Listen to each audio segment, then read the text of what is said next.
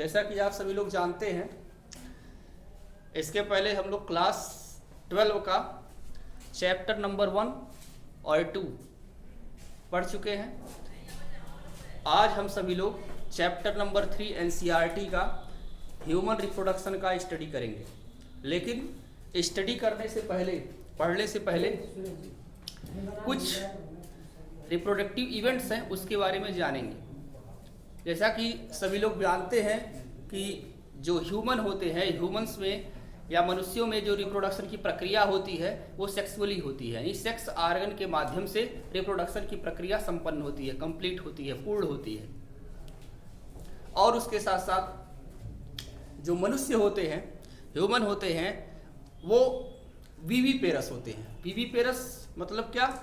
बच्चे देने वाले। विविपेरस उन्हें कहते हैं जो बच्चे पैदा करते हैं, और ओविपेरस उन्हें कहते हैं जो अंडा देते हैं। तो मनुष्य जो है एक प्रकार का ओविपेरस ना होकर के विविपेरस एनिमल है, जो क्या करता है? बच्चे पैदा करता है। और उसके साथ साथ जो मनुष्य है, मनुष्य में सेक्सुअल डायमॉर्फिज्म पाया जाता है। सेक्सुअल डायमॉर्फिज्म मतलब लैंगिक विरूपता, यानी हम मनुष्य को देख करके ही ये पता कर सकते हैं कि कौन नर है, कौन मादा है। अगर नर और मादा का हम विभेद देख करके कर सकते हैं तब हम कहेंगे कि उसमें सेक्सुअल डायमॉर्फिज्म पाया जाता है या सेक्सुअल डायमॉर्फिज्म पाया जा रहा है। यदि हम विभेद नहीं कर सकते तो सेक्सुअल डायमॉर्फिज्म क्या होता है? अब्सेंट होता है। अब उसके बाद रिप्रोडक्टिव इवेंट्स के बारे में जानेंगे कि कौन कौन से रिप्रोडक्टिव इवेंट्स होते हैं ह्यूमन रिप्रोडक्शन में। ह्यूमन रिप्रोडक्शन में इवेंट्स जानने के बाद हम मेल और फीमेल रिप्रोडक्टिव सिस्टम के बारे में स्टडी करेंगे। लेकिन उसके पहले हम लोग क्या पढ़ेंगे? रिप्रोडक्टिव इवेंट्स क्या क्या होते हैं। First of all reproductive events में है गैमेटोजेनेसिस। गैमेटोजेनेसिस मतलब होता है युग्मक जनन। युग्मक जनन क्या होता है? युग्मक के निर्माण की प्रक्रिया को हम गैमेटोजेनेसिस या युग्मक जनन कहते हैं।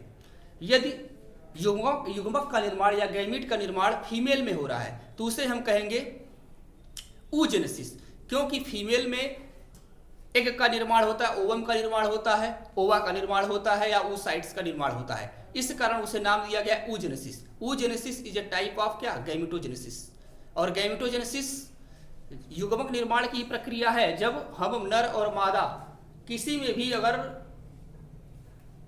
युग्मक जनन की प्रक्रिया हो रही है तो उसे मिला जुला रूप से हम गैमेटोजेनेसिस कह सकते हैं। लेकिन अगर हम फीमेल की बात करेंगे तो उसमें oogenesis, और मेल की बात करेंगे तो उसमें स्पर्मेटोजेनेसिस कहेंगे। क्यों? क्योंकि जो फीमेल होती हैं, फीमेल में एग का निर्माण होता है और मेल में स्पर्म का निर्माण होता है। इस प्रकार हम कह सकते हैं जो गैमेटोजेनेसिस होता है वो दो प्रकार का है। एक फीमेल में अगर ओवा का निर्माण हो रहा है या युग्मक का निर्माण हो रहा है तो उसे हम कहेंगे oogenesis। और यदि मेल में स्पर्म का या युग्मक का निर्माण हो रहा है तो उसे हम कहते हैं स्पर्मेटोजेनेसिस, क्योंकि मेल में क्या होता है? स्पर्म का निर्माण होता है। फिर उसके बाद नेक्स्ट है transfer of sperms into the female genital tract called insemination. उसके बाद स्पर्म जो होता है, स्पर्म का फीमेल के जेनिटल ट्रैक्ट में ट्रांसफर करने की प्रक्रिया को इंसेमिनेशन कहते हैं। उसके बाद नेक्स्ट है fusion of male and female gamete called fertilisation. और उसके बाद क्या होता है? फ्यूजन होता है मेल गैमीट और फीमेल गैमीट। मेल और फीमेल गैमीट जब फ्यूज करते हैं, फ्यूज करके जाइगोट का निर्माण करते हैं। ये पूरी प्रक्रिया क्या कहलाती है? फर्टिलाइजेशन या निषेचन। फिर उसके बाद नेक्स्ट इसमें क्या है? Formation and development of blastocyst and its attachment to the uterine wall called implantation.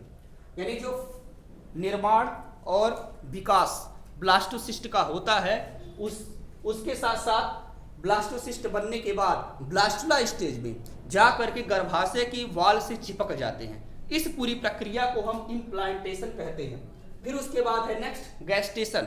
जो एम्ब्रियोनिक डेवलपमेंट होता है उस पूरी प्रक्रिया को हम कहते हैं गैस्टेशन। और ह्यूमन में गैस्टेशन पीरियड 9 मंथ का होता है।